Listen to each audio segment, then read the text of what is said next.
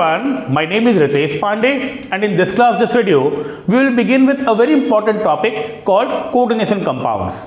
Naturally, it's there in class 12 inorganic chemistry and a very significant topic for all exams, be it school exams, board exams, all the entrance exams. You have several questions every year from coordination compounds. And this being a long topic, a lengthy topic, will spread the discussions over 7, 8 or even more classes. This being the very first class, we'll want to have a basic familiarity towards compounds which are called coordination compounds, a basic introduction to the terms which are going to be used in this branch of chemistry, which is eventually called coordination chemistry.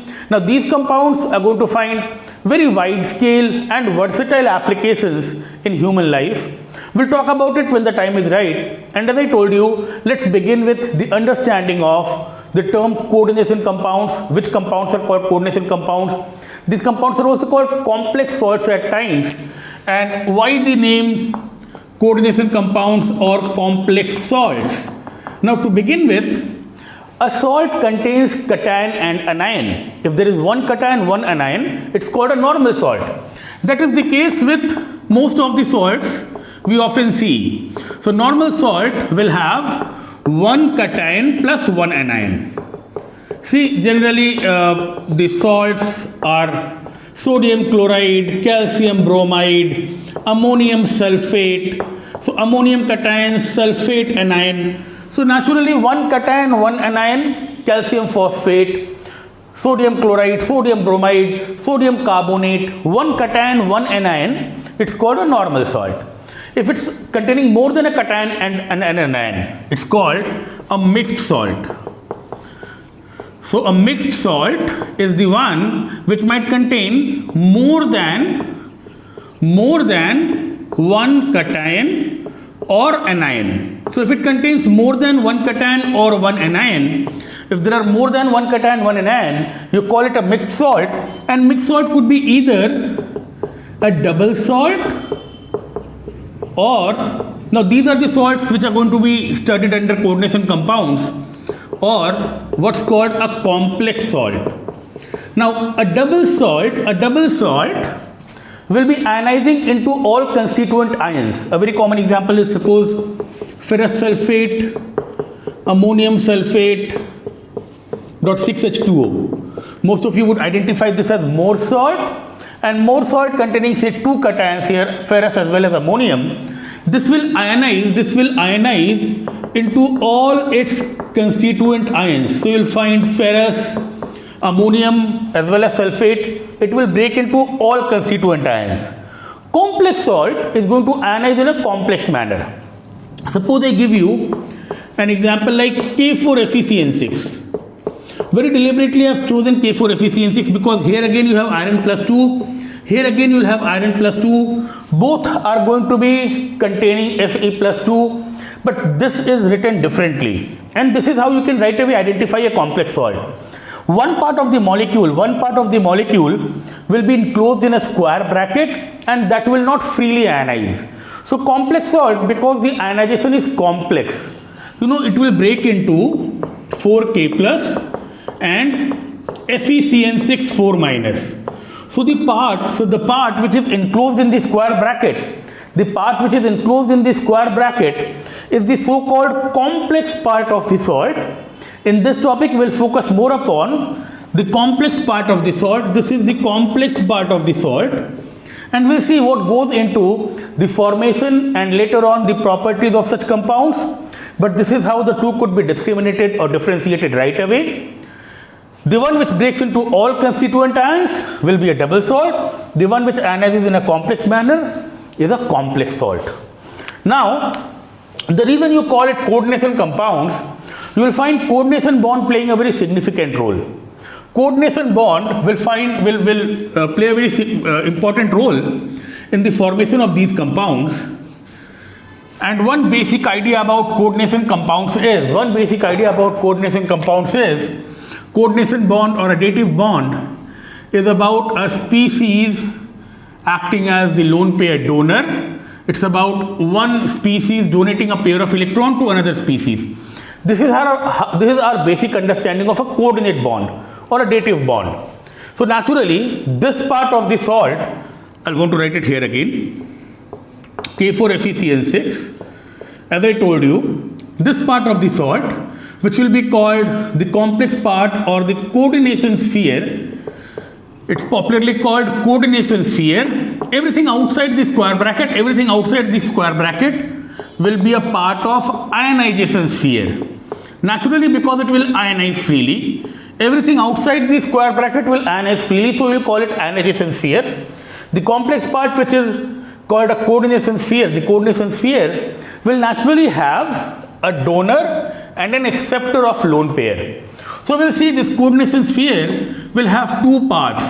It will have a lone pair donor, which will be popularly called ligand, and a metal, a lone pair acceptor or a lone pair acceptor, which is generally going to be a D block metal. Generally a D block metal, because a D block metal will have empty d orbitals. It will have empty d orbitals. A D block metal will have empty d orbitals for accepting the lone pair. So naturally you will find in most of the complex salts there is going to be a lone pair donor and a lone pair acceptor. So coordinate bond has played a role in the formation of this part of the salt, and naturally complex salts are also called coordination compounds. Other than this example, you will want to copy down everything. Other than this example, I might want to give one more example, another very popular complex salt used in the identification or test of copper, ammonia, ammonium solutions, a very popular tetramine copper sulfate. So here again you would see this will break into tetramine copper and sulfate. So yet again you will see the square bracket part not ionizing freely. So whether it's the anionic part or the cationic part, the complex part could be the anion of the salt or the cation of the salt, but every time you will have a ligand. See, the ligand here is ammonia, the metal here is copper. More often than not it's a d orbital, D block metal accepting the lone pair. Like the cyanide is acting as the lone pair donor here, ligand, and naturally iron is the metal, which is a D block metal accepting the lone pair from cyanide. It could be the anionic part of the salt, it could be the cationic part of the salt, but generally it's written in this manner where you can identify that this part of the salt is complex. Coordinate bond has played a role in the formation of this part of the salt, and naturally it will not ionize freely. I repeat, it could be the anionic part of the salt, it could be the cationic part of the salt. I'm going to give you a lot of examples as we move on in the topic, but these are some terms we need to get acquainted with. The number of lone pairs donated. The number of lone pairs donated is how the ligands are going to be classified. We'll begin our discussions with ligand, the lone pair donors. Here the lone pair donor is ammonia. Naturally, ammonia is donating its lone pair to copper. And the classification of ligands is going to be based upon the number of lone pairs donated, which is also called its denticity. So once you have copied down this, I told you we'll want to begin with ligand, and they're classified depending upon the number of lone pairs donated. The most common being monodentate ligands. As the name suggests, monodentate would mean one lone pair donated. So we'll begin our discussion with ligands, and naturally we'll call them monodentate. We'll call them monodentate if it's donating one lone pair. Now, one lone pair donor is going to be the most common one: chloride, bromide, iodide, nitro, we saw ammonia. It could be water. It can have two lone pairs, or in halides there are three lone pairs. It can have two lone pairs, three lone pairs, but generally they act as monodentate ligand. Monodentate because it's donating one lone pair. Naturally, if I call a ligand bidentate, the term bidentate would mean it's donating two lone pair.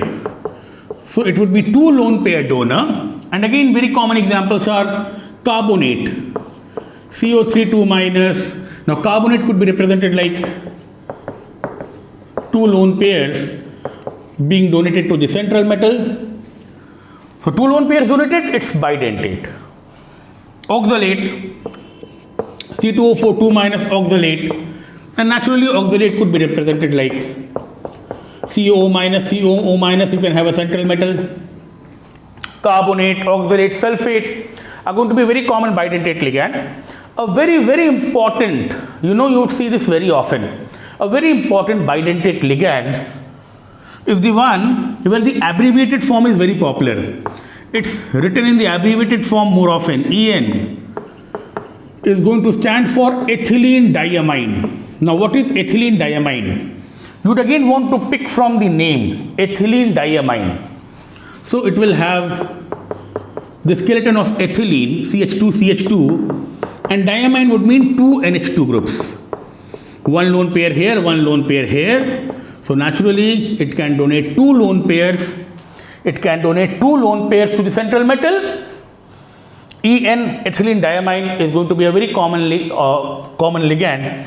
You will want to know the structure, ethylene diamine, monodentate, bidentate, and then we'll talk about tridentate, tetradentate, and so and so.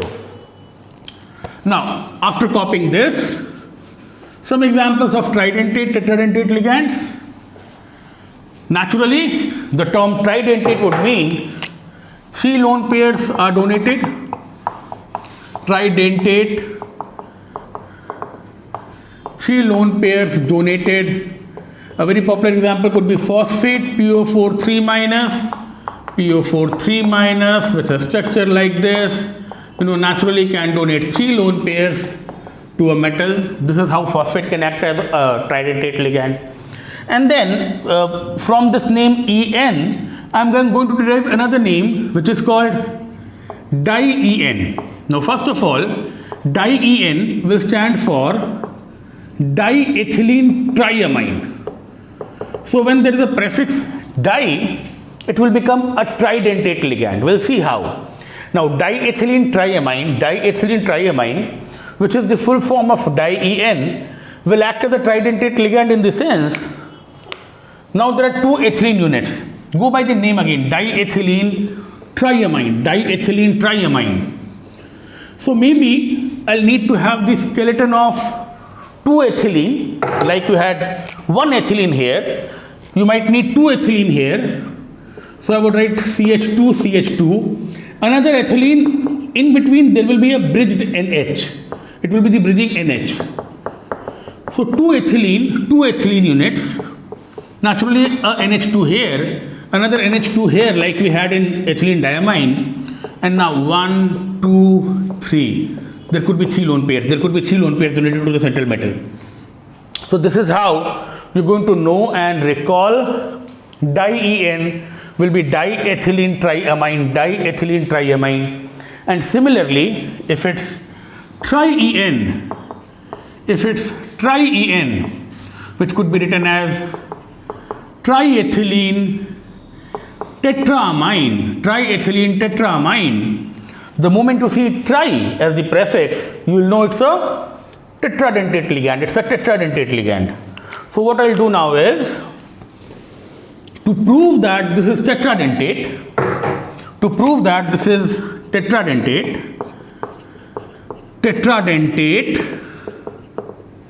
I'll want to carry on with the same practice.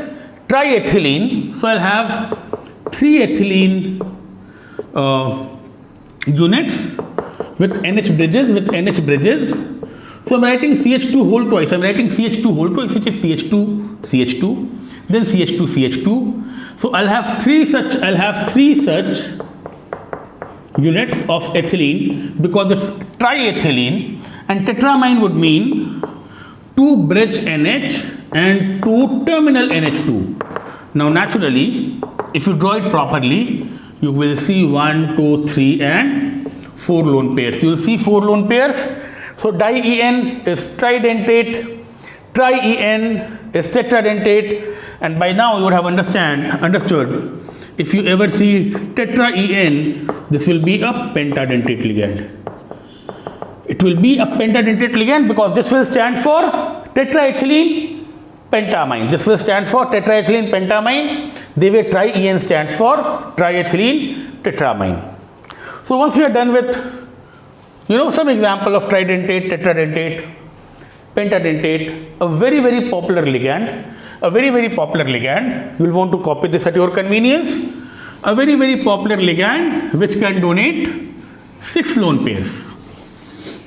A very popular ligand which can donate 6 lone pairs, and that is called a hexadentate ligand. A very popular example of a hexadentate ligand. You would have seen it in the past, maybe in class 11, topic water, softness of hard water, EDTA. Now the full form of EDTA is ethylene diamine tetraacetate. Ethylene diamine tetraacetate. And to draw the structure of EDTA, and eventually prove that it's hexadentate, we'll go back to the structure of ethylene diamine. See how you draw EDTA. It's a very popular water softener as well. So this is how you begin. You go back to the structure of ethylene diamine. This is how it all began. You go back to the structure of ethylene diamine, and you replace the 4 hydrogen atoms. With 4-acetate, tetraacetate. This is how you remember it. You remove these 2 hydrogen, write CH2COO minus, and here again you remove these 2 hydrogen, you write CH2COO minus and CH2COO minus. So all in all, now you have 4-acetate, 1, 2, 3, 4, and naturally these 2 nitrogen atoms, 5 and 6. So this is how you draw ethylene diamine tetraacetate, which is the full form of EDTA. Ethylene diamine, and you remove the 4 hydrogen atoms, or you replace the 4 hydrogen atoms with 4-acetate. This is CH2COO minus, mind you. This is also CH2COO minus. You replace or substitute the 4 hydrogen atoms with 4-acetate. It will also help you in recalling that EDTA has a charge of -4. It will help in future. It has a charge of -4. Naturally because of the 4 acetate groups. Otherwise, di-en, tri-en, en, they're all going to be neutral ligands. Hexadentate, because you can see 6 lone pairs, 4 from the acetate, 2 from nitrogen lone pairs, 6 lone pairs could be donated. All such ligands could be called polydentate